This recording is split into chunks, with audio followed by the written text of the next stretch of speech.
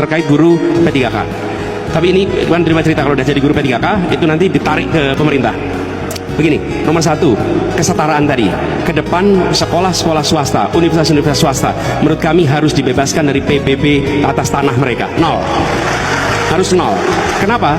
Tanpa ada kampus swasta, tanpa ada sekolah swasta, kita nggak cukup untuk menyekolahkan anak-anak Indonesia. Cara negara bayar balik adalah PBB untuk sekolah, kampus, semua yang sifatnya sosial, termasuk rumah sakit yang sifatnya sosial, itu nol PBB-nya. Yang kedua, semua yang diangkat menjadi pegawai pemerintah dengan perjanjian kerja P3K ini, mereka dibiarkan untuk tetap mengajar di swasta karena mereka adalah guru-guru yang mengajar anak Indonesia.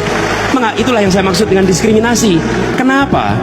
Kalau mereka menjadi guru di swasta, seakan-akan ini biar bukan Indonesia, harus dikembalikan ke pemerintah untuk menjadi Indonesia. Tidak, dia bisa di swasta dan negara tetap bisa menghargai mereka. Karena udah investasinya swasta, yang sudah mendidik, yang sudah menjadikan mereka dokter, tahu-tahu dipindah oleh negara. Justrunya harus dibalik, negara harus investasi kepada dosen dan guru swasta supaya mereka bisa mendapatkan pendidikan yang lebih tinggi. Jadi diubah tuh cara pandangnya. Lalu banyak sekali perguruan swasta, mengapa mahal? Karena mereka harus mengakuisisi tanah, harus beli tanah. Dan tanah itu selalu komponen termahal, betul tidak Pak Rektor? Semua sekolah swasta, biaya paling besar apa? Tanah. Jadi kami ke depan ingin tanah-tanah negara bisa dimanfaatkan oleh swasta, selama itu dipakai untuk pendidikan, kesehatan, dan kegiatan sosial. Kenapa?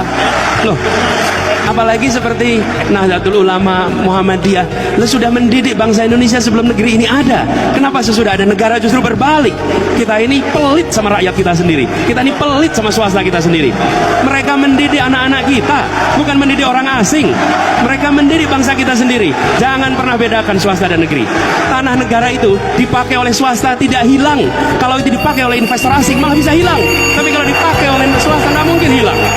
Jadi bayangkan kalau sekolah pendidikan ke seluruh Indonesia tidak terbebani oleh belanja tanah di awal, maka SPP-nya akan murah, biaya sekolahnya akan murah. Itu dirasakan oleh seluruh keluarga-keluarga kita di Indonesia.